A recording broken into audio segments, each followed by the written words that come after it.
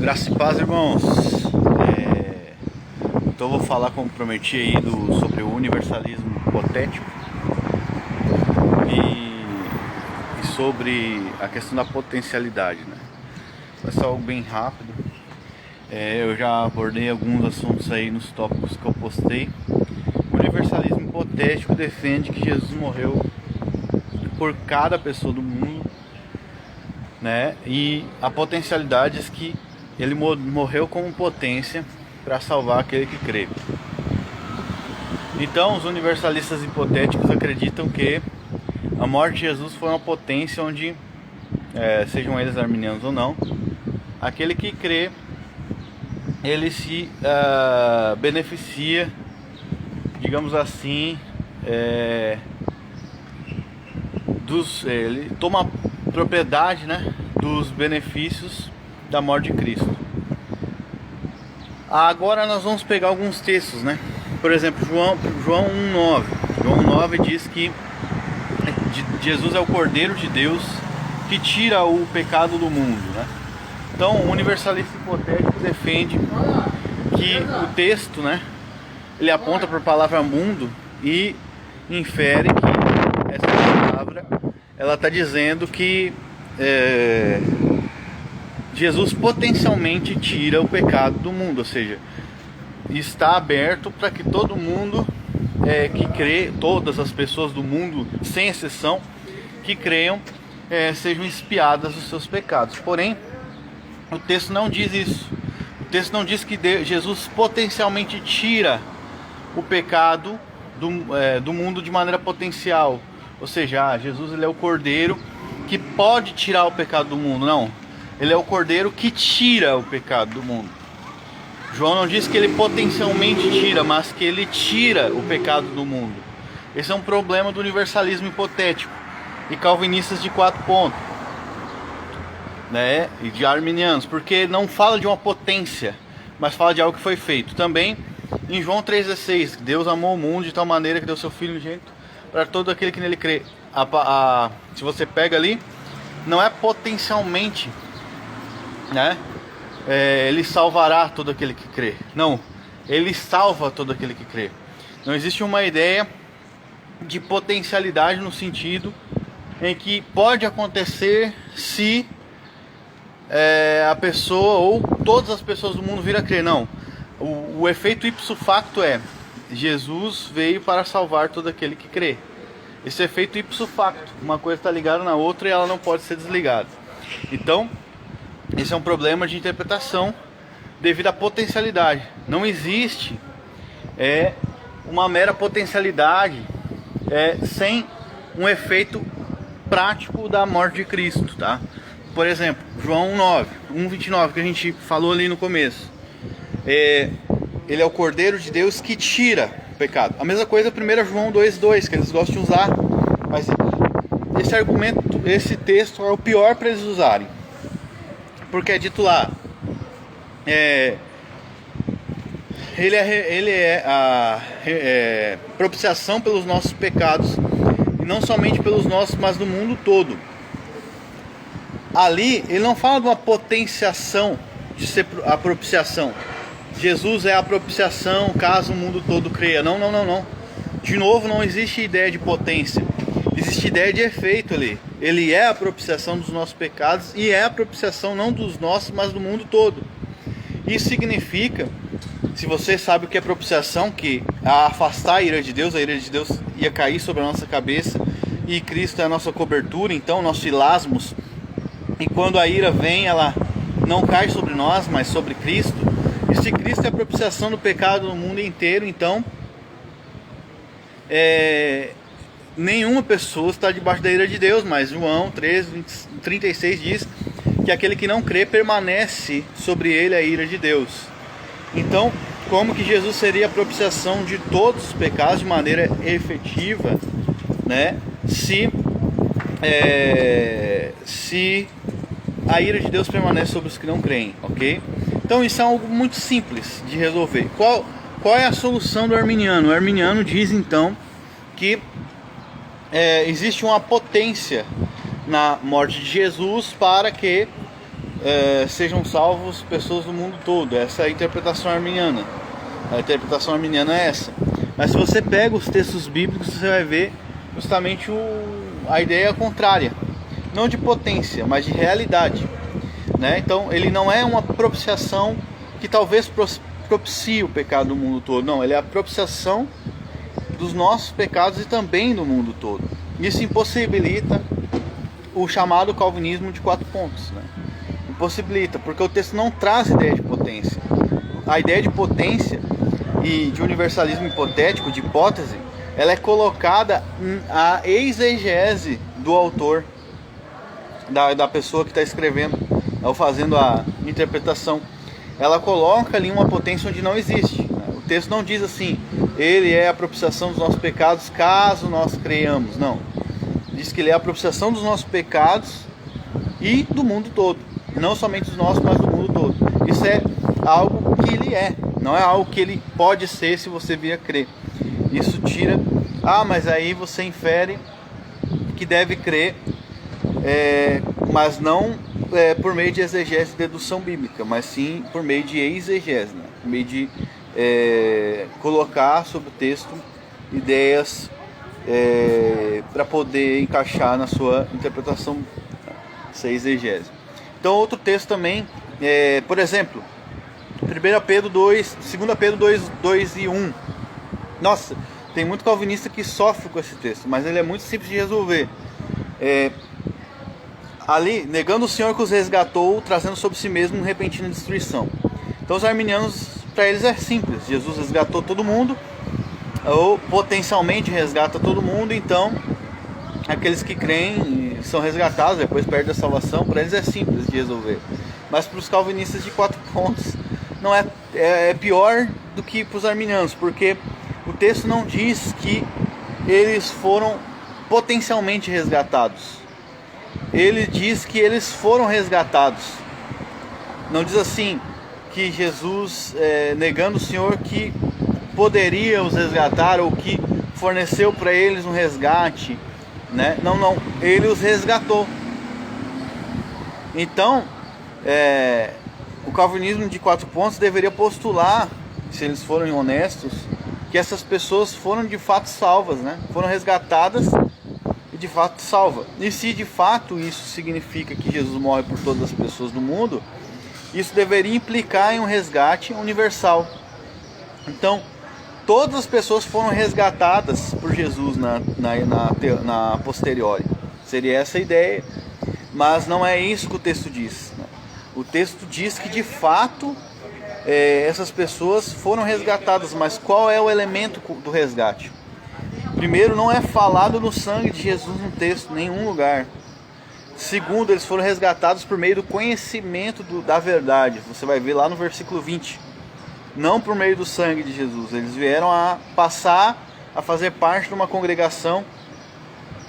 E então, por meio desse conhecimento, eles foram resgatados do mundo corrupto. Mas esse resgate não é o resgate do sangue. Em nenhum lugar é mencionado o sangue de Jesus, né? Então, o que os resgatou foi conhecerem o Evangelho. Esse foi o resgate. Eles foram libertados por meio do conhecimento do Evangelho.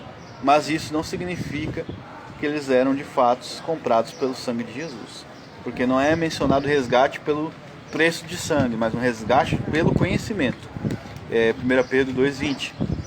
Esse resgate pelo conhecimento, ele traz discernimento das coisas, né, que obviamente que Deus odeia e abomina, e das doutrinas bíblicas, né, mas não traz a salvação, ou seja, o efeito do resgate do sangue de Cristo. Em contrapartida, se você ler 1 Coríntios capítulo 6, você vai ver Paulo falando assim, que nós fomos comprados por um preço muito caro, por isso glorificamos a Deus com o nosso corpo, no capítulo 6. Mas antes ele vai dizer assim: olha, vocês sabem que nem ladrões, nem adúlteros, nem sodomitas, nem herdarão o reino de Deus e de Cristo. Mas vocês foram lavados, vocês foram regenerados, vocês foram vivificados pelo sangue de Jesus e pelo Espírito do nosso Deus. Então, isso foi Ou seja, eles não são mais ladrões nem nada disso. Eles foram comprados pelo sangue de Jesus. E o efeito é que eles não são mais o que eles eram. Mas lá em 1 Pedro 2, você vai ver no último versículo 22, que aquelas pessoas voltaram a comer o próprio vômito e voltaram espojadores de lama. Por quê? Porque eles eram porcos e eles eram cães, Pedro fala. Então eles não foram comprados com resgate, né, de Jesus. Então essa ideia de potencialidade, ela é logicamente impossível. Ela é inferida no texto à força, né, por universalistas hipotéticos e arminianos. Ela é inferida à força no texto, porque nenhum dos textos diz isso. E agora, Hebreus 10, 29, por exemplo, que é um dos textos que mais se usa, é dito, né, que aquela pessoa, de quanto maior castigo você vai julgar aquele que ultrajou o Espírito da graça e calcou os pés do sangue do Filho do sangue da aliança no qual foi santificado. Então eles inferem que isso acontece, porém o texto ele é fenomenológico. Ele está demonstrando uma hipótese, obviamente, que não acontece. Não existe uma potencialidade lógica real, mas uma potencialidade, um exemplo, na verdade, nem de potencialidade, mas um exemplo de algo absurdo, entendeu? Ou seja, alguém que foi resgatado pelo sangue de Jesus voltar a praticar o que praticava, viver deliberadamente pecado, viver escravizado pelo pecado. Sendo que 1 João 3,9 diz que aquele que nasce de novo não vive na prática do pecado, porque não pode viver pecando, porque o que permanece nele é a divina semente, né? E não pode viver pecando porque é nascido de Deus. Então a Bíblia toda ela é perfeita, a palavra de Deus ela é perfeita. A expiação universal, ela tem sido, ela é a doutrina católica, ela é católica, né? Digamos assim, por ser universal, mas defendida hoje no meio protestante, né? É horrível como existe essa ideia humanista de que Deus ama cada pessoa do mundo, no mesmo sentido salvífico, né? Porque a Bíblia ela diz o contrário. Ela diz que Deus faz vasos para a ira, que Deus abomina, que Deus fez o ímpio para o dia da calamidade, que Deus odiou Esaú, que Deus, aqueles que não creem nele, não creem porque não são ovelhas. Então a Bíblia ela não dá essa ideia. Mas, devido à cultura que a gente carrega, né, e a heresia de anos, nós carregamos uma ideia de falsa piedade, que é mais piedoso você defender que Deus ame todas as pessoas do mundo, né? E que Deus queira realmente salvar essas pessoas e que Jesus tenha morrido por elas. Mas, se nós levarmos em conta o que o próprio escritor de Hebreus fala da santificação e do efeito da morte de Jesus, e também a carta de Romanos, né, e todos os escritos do apóstolo Paulo, alegar que o sangue de Jesus ele compra alguém que depois queima no inferno, é você dizer que Deus é injusto, porque Deus pagou todos os nossos pecados, né? Essa é a doutrina da satisfação dos pecados. Aonde está a raiz do problema? A raiz está no catolicismo. Ele defendia lá na época das indulgências que Jesus ele pagou os seus pecados, mas não a satisfação deles. Se você vai ler nas Institutas, Calvino combatendo isso, e também Lutero. Então eles diziam que Jesus ele pagou os seus pecados, mas não satisfez. Você tinha que completar essa satisfação, né? Como? Através de práticas religiosas, de jejuns, através de... Meu Deus, cara, né?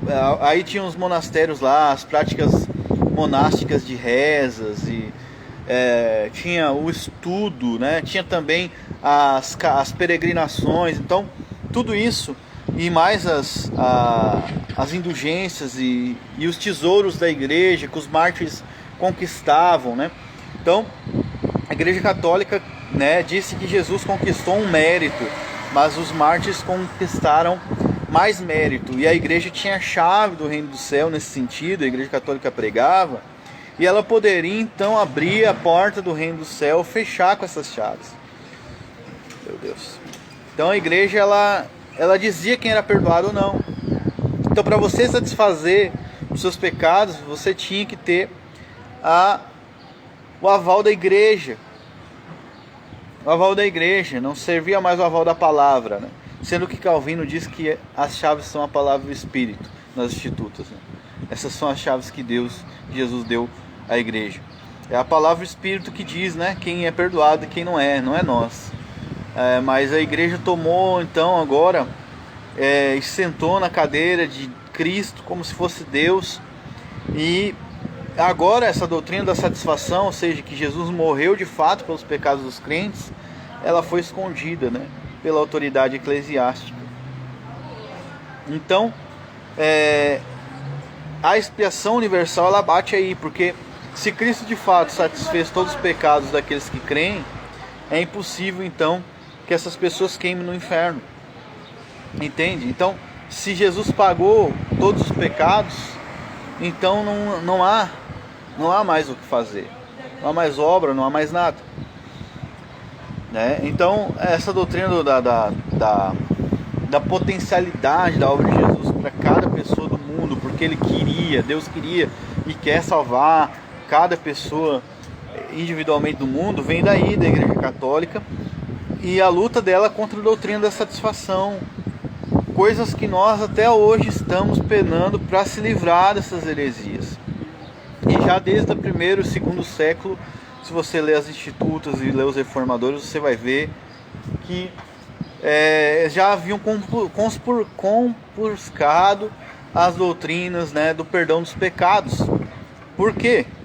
Porque Satanás ataca diretamente essa doutrina. Porque onde você vai ter uma consciência limpa e tranquila? É que Jesus pagou por todos os seus pecados de maneira efetiva.